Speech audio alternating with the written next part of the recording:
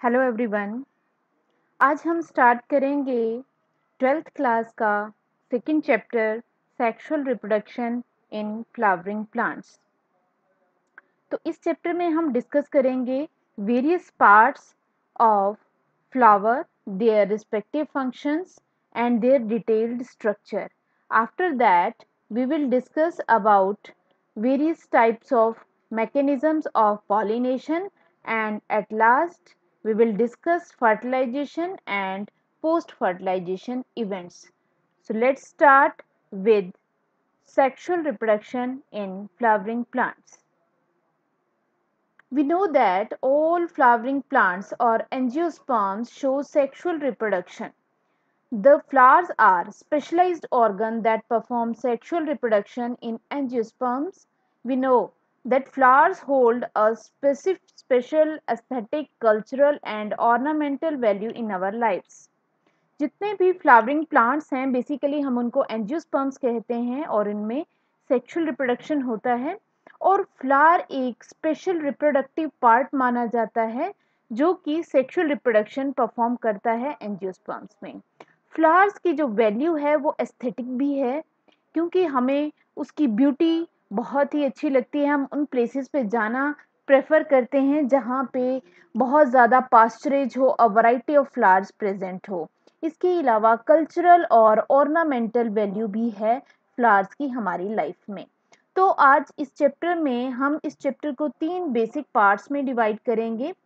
First of all pre fertilization event, second fertilization and third post fertilization events. We will discuss all the events in detail by topic wise. So let's start with the first event, that is pre-fertilization event. क्या होता है pre-fertilization event? Fertilisation से पहले का जो event होता है sexual reproduction में, that is known as pre-fertilization event. Pre fertilization event में दो टॉपिक डिस्कस होते हैं। First one is formation of gamete and second one is transfer of gamete. Let's start with the pre-fertilization event. We know that there are many changes which takes place in plant which leads to the formation of flower. किसी भी plant में किस तरह के changes आते हैं और वो क्यों आते हैं जिसकी वजह से फ्लावर की फॉर्मेशन होती है। तो याद रखना है कि बहुत सारे जो हार्मोनल और स्ट्रक्चरल चेंजेस आते हैं प्लांट्स में जिसकी वजह से डिफरेंशिएशन होती है और कोई भी जो बड है वो फ्लावर में जो है उसकी डेवलपमेंट होती है। तो एक स्पेशल प्राइमोर्डियल बड होती है जिसके ऊपर नोड्स प्रेजेंट होती हैं। लास्ट जो हमने डिस्कस किया था उसमें आपको बताया गया था कि जो फ्लावर के ऊपर जितनी भी अपेंडेजेस होती हैं वो सारी की सारी क्या होती हैं, मॉडिफाइड लीव्स होते हैं बेसिकली। अब बात आ जाती है इन्फ्लोरेसेंस की। इन्फ्लोरेसेंस क्या होती हैं? ये वो स्ट्रक्चर्स हैं जिनके ऊपर फ्लोरल बड्स प्रेजेंट होती है, या सिंपली हम कहें कि प्लांट की वो शूट का वो पार्ट जिसके ऊपर फ्लावर्स प्रेजेंट होंगे। फॉर एग्जांपल अगर मैं ये शूट टिप बनाऊं और मुझे पता है कि यहाँ पे जो है इस पूरी ब्रांच पे यहाँ पे फ्लावर्स प्रेजेंट है साइड्स में और दोनों साइड्स में प्रेजेंट है। फॉर एग्जांपल यहाँ पे भी प्रेजेंट है, इस साइड में भी फ्लावर्स प्रेजेंट है, इस साइड में भी फ्लावर प्रेजेंट है। तो इस पूरे के पूरे पार्ट को हम क्या कहेंगे, inflorescence which beer flowers. Now let's start with the flower. What is flower? Flower is a modified shoot. हमें पता है फ्लावर बेसिकली मॉडिफाइड शूट होती है जो सेक्सुअल रिप्रोडक्शन को परफॉर्म करने के लिए उसमें मॉडिफिकेशन होती है, चेंज होता है। अब it is the main reproductive unit in angiosperms. Angiosperm जो फ्लावरिंग प्लांट्स हैं उनकी सबसे मेन रिप्रोडक्टिव यूनिट होती है flower. Flowers carry out sexual reproduction इन एंजियोस्पर्म। एंजियोस्पर्म्स में जो फ्लावर्स होते हैं वो कैरी आउट करते हैं सेक्सुअल रिप्रोडक्शन को।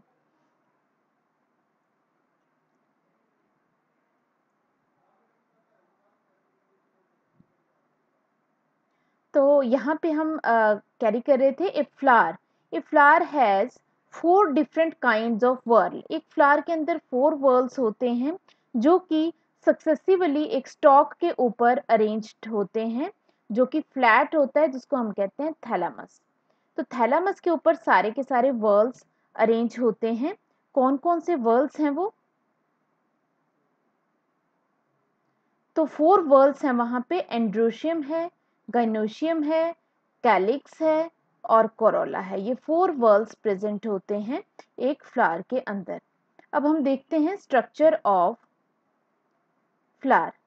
तो this one is the basic structure of flower.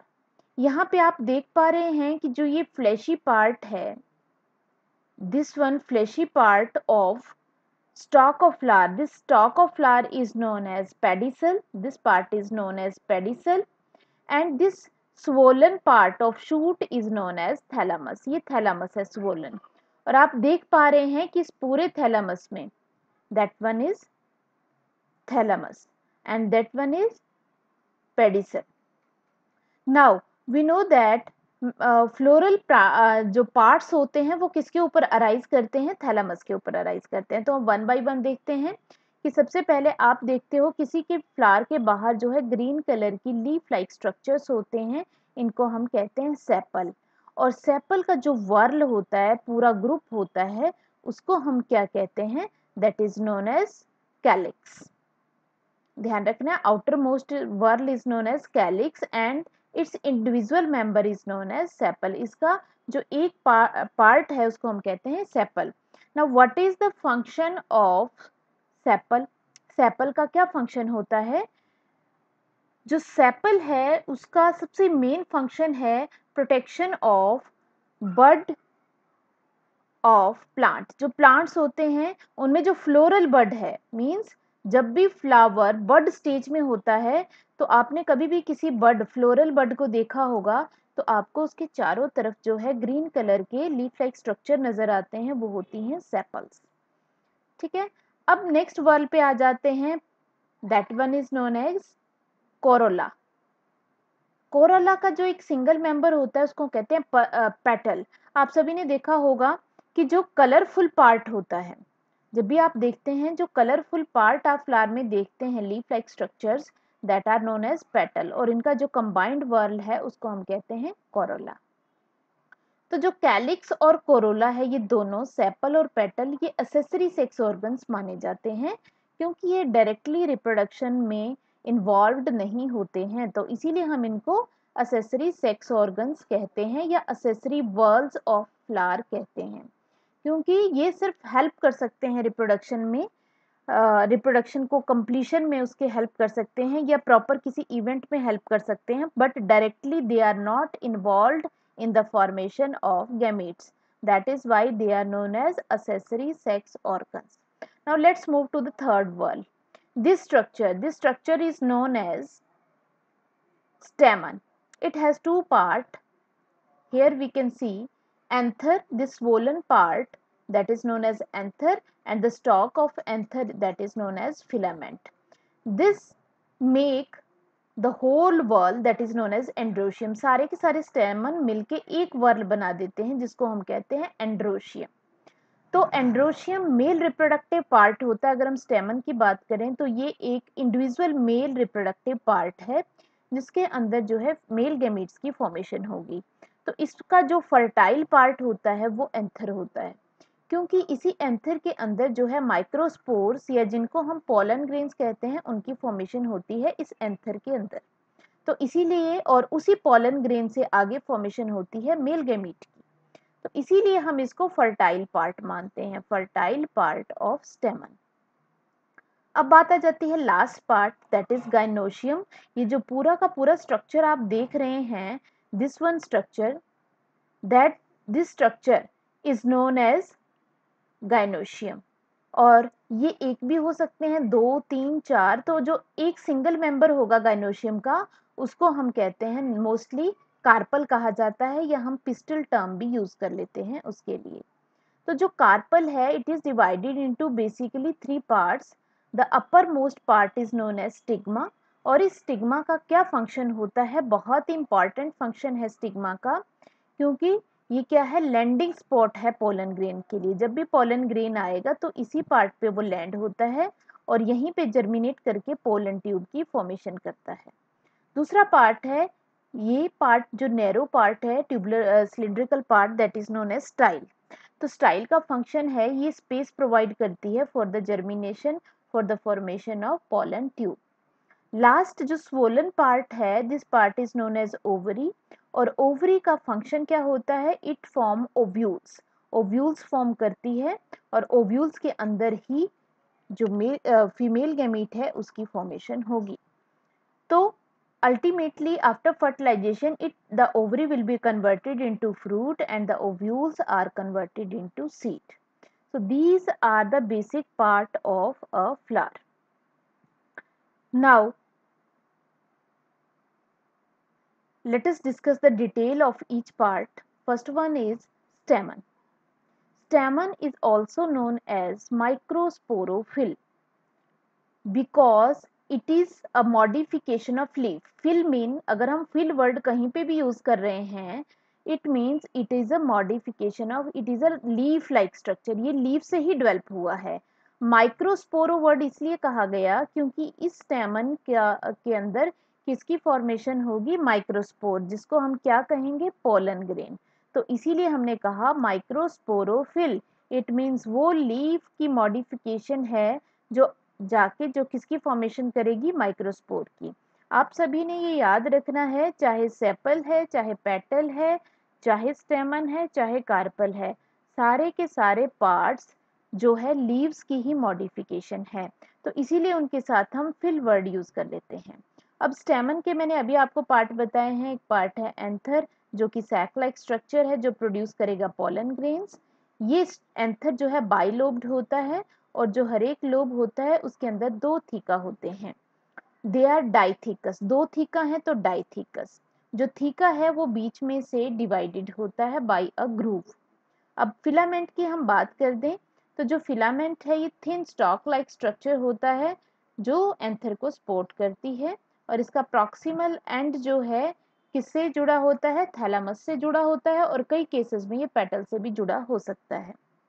अब हम देखते हैं जो एंथर मैंने आपको अभी बताया, जो एंथर है वो क्या है, फर्टाइल पार्ट ऑफ द स्टेमन। तो स्ट्रक्चर देखते हैं हम अभी किसका, एंथर का स्ट्रक्चर देखते हैं कि किस तरह का होता है।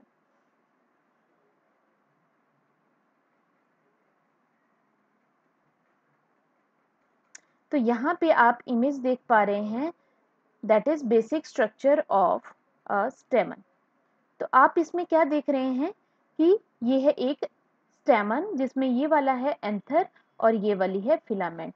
जब हम इसका टीएस काटेंगे तो हमें इसके अंदर normal cases most of the angiosperm has डाइथिकस anther. डाइथिकस का मतलब है एक थीका ये है, एक थीका ये है और एक थीका ये है। तो दो थीका हो गए, that is known as dithecous anther. तो हर एक जो डाइथिकस एंथर है उसके अंदर आप ये जो स्ट्रक्चर बीच में देख रहे हैं इनको हम कहते हैं this structure is known as microsporangium. This one, this one, this one and this one. एक थीका के अंदर कितने होंगे, दो होते हैं माइक्रोस्पोरेंजियम, या हम इनको और क्या कहते हैं, पोलन सैक, क्योंकि ये वो स्ट्रक्चर हैं जिनके अंदर जो है आगे जाकर पोलन ग्रेन्स की फॉर्मेशन होगी। तो आपने याद रखना है कि अगर वो एंथर डाइथिकस है तो उसके अंदर चार पोलन सैक या माइक्रोस्पोरेंजियम होंगे, और अगर वो मोनोथिकस है तो उसके अंदर कितने होंगे, उसके अंदर दो जो है माइक्रोस्पोरेंजियम होंगे और डाइथिकस के अंदर चार माइक्रोस्पोरेंजियम होते हैं या पोलन सैक होते हैं। और ये आपको लाइन ऑफ डेहिशंस बताई है। ये वो लाइन है जब भी मैच्योर हो जाता है एंथर तो उस टाइम पे वो बर्स्ट करता है, तो डेहिशंस बोलते हैं उसको। तो ये लाइन है और इस पार्ट को हम कहते हैं स्टोमियम, जहां से ये इसका डेहिशंस होता है। Now here the structure I have described, that is anther has two lobes, that is known as bilobed anther. Each lobe consists of two theca. हर एक लोब के अंदर दो थीका होते हैं, तो hence it is dithecus. तो इसीलिए इसको क्या कहते हैं, dithecus anther. The anther is a tetragonal structure consisting of 4 microsporangia. dithecus अंदर जो आप एंथर पढ़ रहे हैं उसके अंदर होते हैं 4 माइक्रोस्पोरेंजिया जो कि उसके कॉर्नर्स पे लोकेटेड होते हैं। 2 इन ईच थीका, हर एक थीका में एक जो है 2 पोलन सैक या माइक्रोस्पोरेंजियम होते हैं। माइक्रोस्पोरेंजियम ही डेवलप करके जो है आगे पोलन सैक बनते हैं और पोलन सैक में ही पोलन ग्रेन्स की फॉर्मेशन होती है। तो देखते हैं किस तरह से आगे पोलन ग्रेन की फॉर्मेशन होगी, वो हम डिस्कस करेंगे नेक्स्ट वीडियो में। तो आपको ये वीडियो समझ आ गया, आपको अच्छा लगा तो इस वीडियो को लाइक करें, चैनल को सब्सक्राइब करें। Thank you everyone.